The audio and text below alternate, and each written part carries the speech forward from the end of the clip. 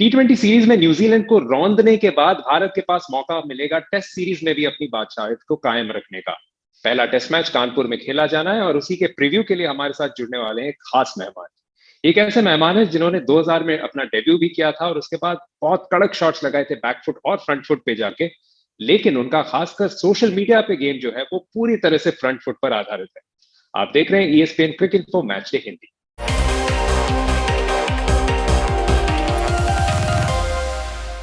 ESPN cricket info Hindi के मंच पर आपका बहुत बहुत स्वागत है। पहली बार वसीम जाफर हमारे साथ जुड़ रहे हैं। स्वागत है आपका Wasim. Thank you very much Dewan, बहुत खुशी है आपके शो पर आकर। वसीम, सबसे पहले यही जानना चाहेंगे कि ये पहला जो टेस्ट मैच है उसके लिए प्लेइंग 11 आपकी भारतीय टीम क्या हो?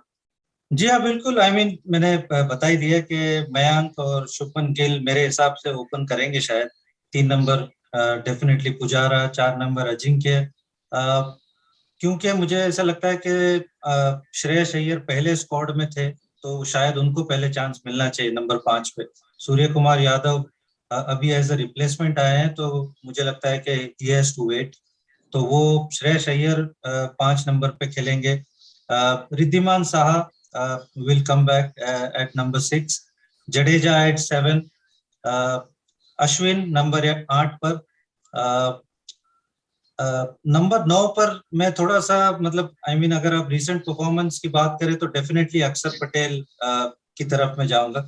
बट क्योंकि न्यूजीलैंड के पास 4-4, 5-5 लेफ्ट हैंडर्स है तो कहीं ना कहीं मुझे लगता है कि शायद एक टेम्पटेशन हो सकता है कि एक और ऑफ स्पिनर खिलाने के लिए जयंत यादव की जगह पे। बट मुझे ऐसा लगता है कि क्योंकि आपके पास अश्विन है तो शायद वो नहीं होगा।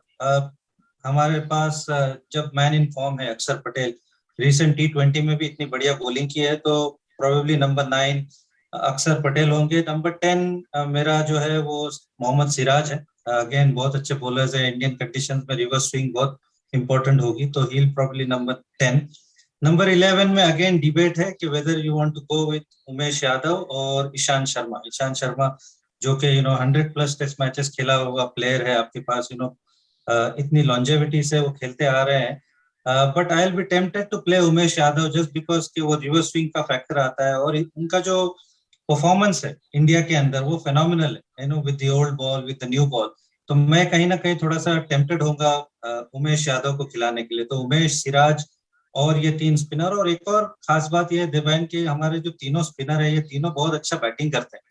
तो हमारी बैटिंग एज सच मतलब ऐसे नहीं बोल सकते हैं कि वीकेंड है। नंबर 9 पे अक्षर पटेल आते हैं। अक्षर पटेल जो फर्स्ट क्लास क्रिकेट में हंड्रेड्स बना चुके, कई हंड्रेड्स बना चुके। तो हमारी टेल भी इतनी लंबी नहीं होती है और बॉलिंग अटैक आपके पास 5 बॉलर मिलते हैं।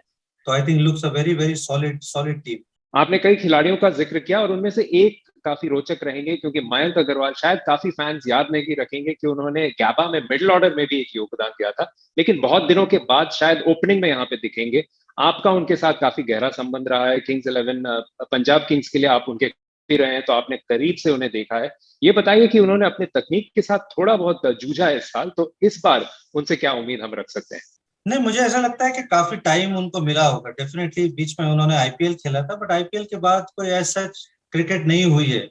थोड़ा बहुत मेरे ख्याल से 2-3 मैच शायद उन्होंने मुश्ताक अली के खेले हैं बट लॉन्गर फॉर्मेट्स मेरे ख्याल से वो गैबा टेस्ट के बाद में उन्होंने नहीं खेला है।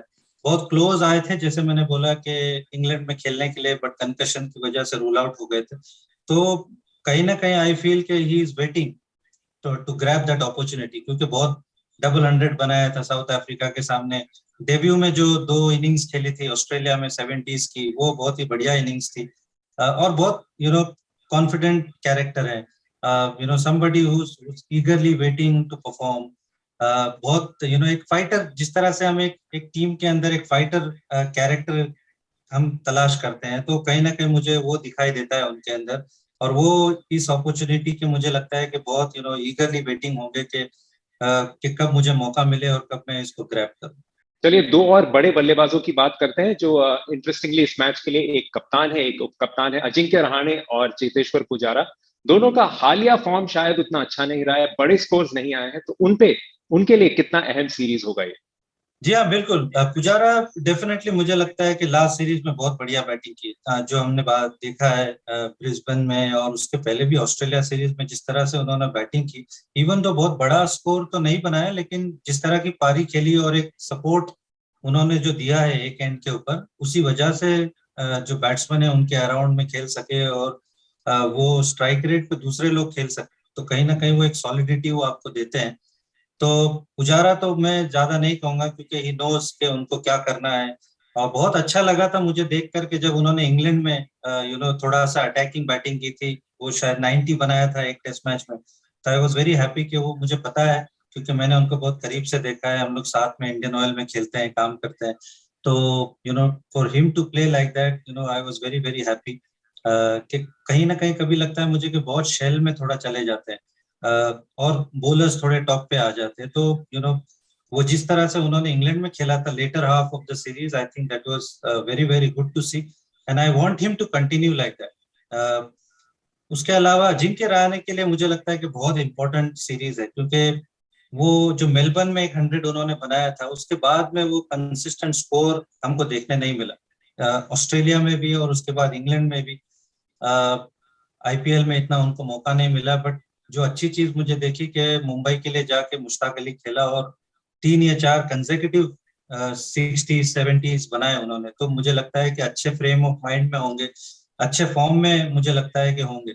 और कहीं ना कहीं ये 2 टेस्ट मैच एक बहुत बड़ी अपॉर्चुनिटी है उनके लिए। और इंडिया में एक ऐसे वो प्लेयर हैं कि जो इंडिया से बाहर अच्छा खेलते हैं, लेकिन इंडिया में शायद उनका रिकॉर्ड इतना अच्छा नहीं है।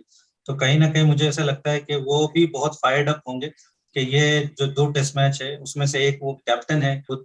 तो वो अगेन उनके लिए भी ये अपॉर्चुनिटी ग्रैब करने की बात है कि अगर उनको स्टार्ट मिलता है तो वो 3 फिगर मार्क मुझे ऐसा लगता है कि देखने की जरूरत है अजिंक्य से। और आखिर में एक पॉइंट डिस्कस करते हैं न्यूजीलैंड के नजरिए से। न्यूजीलैंड ऐसा देश है जिसने एशिया में बहुत ज्यादा प्रभावित नहीं किया है, खासकर भारत में उन्होंने 33 साल में कोई टेस्ट मैच नहीं जीता है। तो अगर उस शून्य को तोड़ना है तो रॉस टेलर एक बड़े खिलाड़ी हैं, उनकी जो पिछली मेमोरी है वो शायद है वर्ल्ड टेस्ट चैंपियनशिप में विनिंग रन मारने का। तो उनका योगदान कितना बड़ा रहेगा, खासकर केन विलियम के साथ अगर किसी और को साझेदारी निभानी है तो उनपे कितना निर्भर रहेगा? जी बिल्कुल। इंडिया को ऑब्वियसली इंडिया में हराना बहुत बहुत मुश्किल काम है। उसके लिए आपको, मुझे ऐसे लगता है कहीं ना कहीं आपको एक परफेक्ट गेम खेलना पड़ेगा over a period of 4 5 days. उसके अलावा बड़ा, वरना बहुत मुश्किल है। अगर आप इस इंडियन टीम को अगर 1 इंच देते हो तो वो आपसे 1 फुट ले जाएंगे। तो कहीं ना कहीं वो, मुझे ऐसा लगता है कि वो रन्स बोर्ड पे लगाना बहुत जरूरी है कि आप 350 400 रन्स बोर्ड पे लगा रहे हो, एंड देन उसको बैक कर रहे हो अपनी बॉलिंग के साथ में। सिर्फ रन बनाना भी जरूरी नहीं है। तो ये परफेक्ट गेम इसी तरह से है कि मतलब कि आपको 20 विकेट्स निकालने हैं, और वो 20 विकेट्स में आपको आपके फास्ट बॉलर्स ने भी अच्छी बॉलिंग करनी होगी।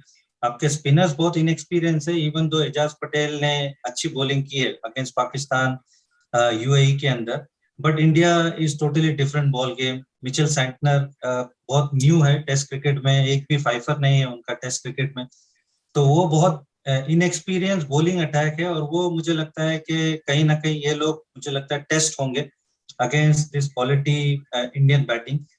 Even though saying that Indian quality batting, मुझे लगता है कि अगेंस्ट स्पिनिंग, इन स्पिनिंग ट्रैक, इंडियन कंडीशंस में कहीं ना कहीं हम लोग थोड़े शॉर्ट हुए। इंडियन टीम, जो पुरानी इंडियन टीम थी, जो राहुल द्रविड़, सचिन तेंदुलकर, वीरेंद्र सहवाग, लक्ष्मण, वो थोड़ी सी क्वालिटी, मुझे ऐसा लगता है कि शायद जब अब हमको टर्निंग ट्रैक मिलते हैं तो वो सिमिलर क्वालिटी मुझे नहीं दिखाई देती है। But again, even saying that, ये बैटिंग अटैक भी will pose lot of challenge for this inexperience bowling attack.